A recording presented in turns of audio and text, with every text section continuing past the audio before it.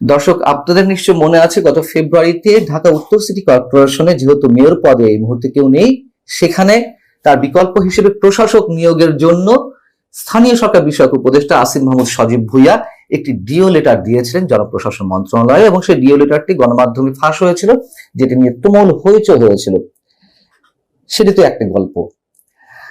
এখন যেটি জানা যাচ্ছে, তার নিয়োগকৃত সেই প্রশাসক মোহাম্মদ এজাজ দেশের একটি গোয়েন্দা প্রতিবেদন ফাঁস হয়েছে, যেটি বলছে মোহাম্মদ এজাজ দেশের নিষিদ্ধ ঘোষিত জঙ্গি সংগঠন হিজবুত তাহরির অন্যতম শীর্ষ নেতা।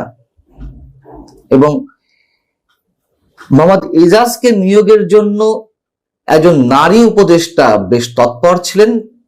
তার সুপারিশে এবং আসিফ মাহমুদ সজীব ভুঁইয়া উদ্যোগী হয়ে মোহাম্মদ এজাজকে ঢাকা সিটি কর্পোরেশন, উত্তর সিটি কর্পোরেশনের প্রশাসক পদে নিয়োগ দেওয়া হয়। এবং এই যে গোয়েন্দা প্রতিবেদনটি, এটি আবার ফাঁস করেছেন আন্তর্জাতিক গণমাধ্যম আল জাজিরার অনুসন্ধানী দলের অন্যতম সদস্য জুলকারনাইন সায়ের। যেটি একটু বলতে চাই, এখন দেখবেন যে এই জঙ্গি সংগঠনের শীর্ষ নেতা যারা বিভিন্ন জায়গায় আছে, অভিযোগ রয়েছে, তাদের নিয়ে গণমাধ্যমে তেমন কোনো রিপোর্ট নেই। কেন নেই? মবের ভয়ে। এরই মধ্যে বেশ কয়েকটি গণমাধ্যম মবের শিকার হয়েছে, যেগুলো ভাঙচুর করার জন্য তারা উদ্যোগী হয়েছিলেন।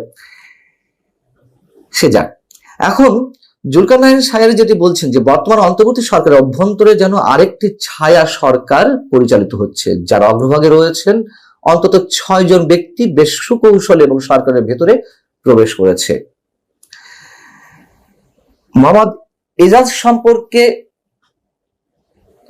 একটি জাতীয় গোয়েন্দা সংস্থা বা স্পেশাল ব্রাঞ্চ পুলিশের তারা যে প্রতিবেদনটি দিয়েছে, যেটি ফাঁস হয়েছে, সেটিতে যা বলা হচ্ছে, মোহাম্মদ এজাজ 2002 সাল থেকে হিজবুত তাহরির কর্মকাণ্ডের সঙ্গে জড়িয়ে পড়েন এবং কমপক্ষে 2 বার তিনি পুলিশের হাতে আটক হন।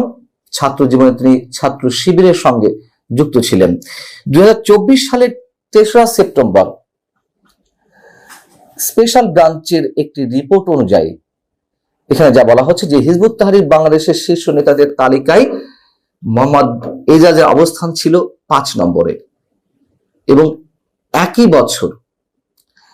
বছর হিজবুত তাহরির প্রচারণা এবং সংগঠনটিতে অর্থায়নের অভিযোগে এজাজ সহ আরো 8 জনকে বিশেষ ক্ষমতা আইনে গ্রেপ্তার করা হয় 2014 সালে।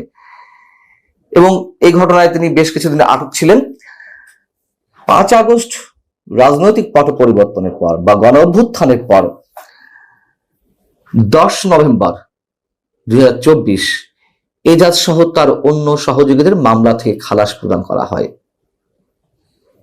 এবং তিনি বেশ চেষ্টা করছিলেন যে স্পেশাল ব্রাঞ্চের যে প্রতিবেদনটি ছিল সেখান থেকে তার নাম কাটানোর জন্য, তিনি তা পেরে ওঠেননি।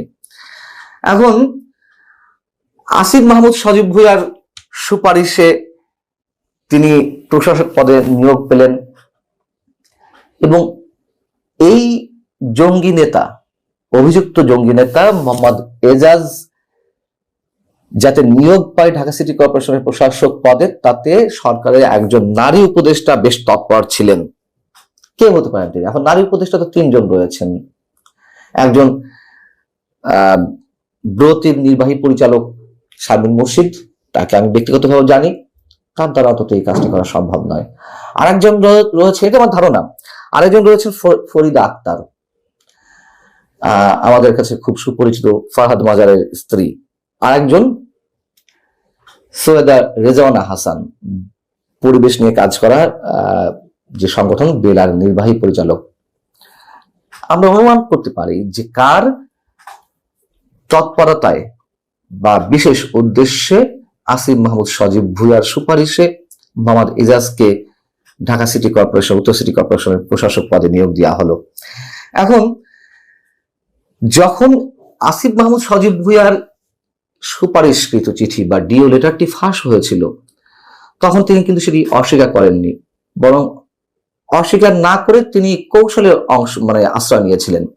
তিনি সাংবাদিকদের কি বলেছিলেন যে আসলে উত্তর সিটি কর্পোরেশনের নিয়োগটা তো এই মন্ত্রণালয় থেকে দেওয়া হয়, অর্থাৎ তার স্থানীয় সরকার মন্ত্রণালয়, এবং ডিওটা একটা অফিসিয়াল প্রসেস। যে কোনো মন্ত্রণালয় যদি জনপ্রশাসন থেকে কাউকে আনতে চায় বা কাউকে নিয়োগ দিতে চায়, সেক্ষেত্রে ডিও প্রদান করা হয়ে থাকে। খুব ভালো কথা। কিন্তু জনপ্রশাসন মন্ত্রণালয় থেকে তো আর মোহাম্মদ ইজাজ হোসেনকে আনা হয়নি, এবং তিনি তো বেসরকারি একটি সংস্থার চেয়ারম্যান, পরিবেশ নিয়ে কাজ করা। আবার সিটি কর্পোরেশনের প্রশাসক পদের মতন এই যে লাভজনক পদে যখন কাউকে নিয়োগ দেওয়া হয়, তখন তো স্রেফ একটি ডিও লেটারের মাধ্যমে কোন মন্ত্রী বা উপদেষ্টার সুপারিশ অনুযায়ী কাউকে নিয়োগ দেওয়া যায় না। খুব স্বাভাবিক এটি।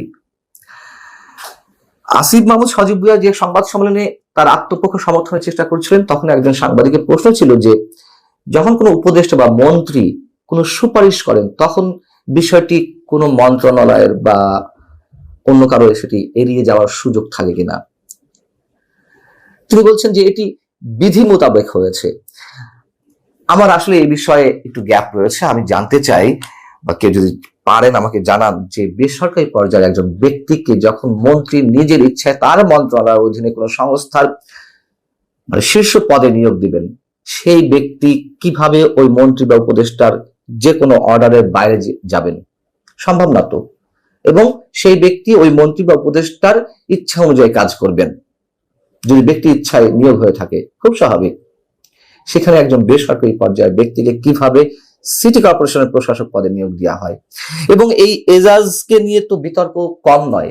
গত কয়েকদিন আগে আরেকটি নিউজ ভাইরাল হয়েছে গাবতলী পশুর হাটে ইজারাদার নিয়োগ নিয়ে।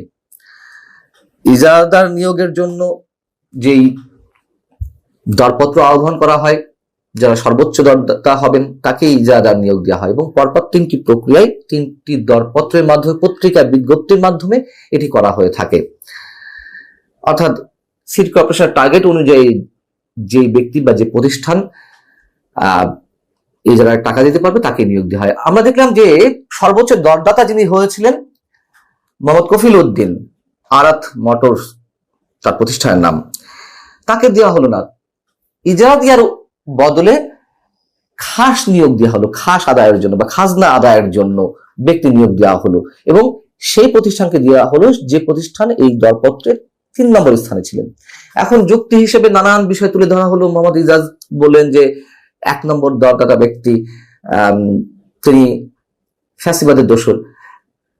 এখন এই যে মোহাম্মদ কফিল উদ্দিন, তিনি ফ্যাসিবাদের দোসর হন কিভাবে? তিনি আওয়ামী লীগের সময় বিভিন্ন মামলার আসামি, তিনি বিএনপির স্থানীয় নেতা, এটি সবাই জানে।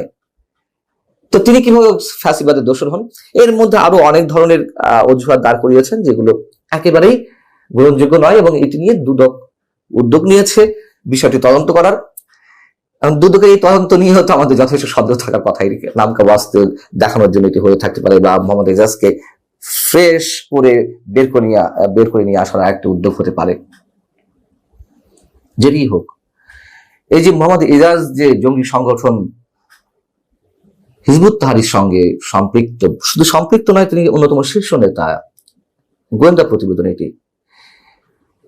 আন্তর্জাতিক বিভিন্ন গণমাধ্যমে 5 আগস্টের পর থেকে যে বাংলাদেশে যে জঙ্গিবাদের উত্থানের একটি মোক্ষম সুযোগ তৈরি হয়েছে, যে রিপোর্টগুলো প্রকাশিত হচ্ছে, এবং 5 আগস্ট অভ্যুত্থানের আগে পরে জেল মানে কারাগার ভেঙে যেসব অভিযুক্ত জঙ্গি বেরিয়ে এলেন, আবার অনেক অভিযুক্ত জঙ্গিকে মামলা থেকে অব্যাহতি দেওয়া হলো বা জামিন দেওয়া হলো। আমাদের কি মেলাতে খুব অসুবিধা হওয়ার কথা যে আন্তর্জাতিক বিভিন্ন গণমাধ্যম বাংলাদেশের জঙ্গিবাদের উত্থানের যে একটি সুযোগ, এই ধরনের রিপোর্ট অহেতুক হচ্ছে? আল্লাহ হাফেজ, ভালো থাকুন সবাই।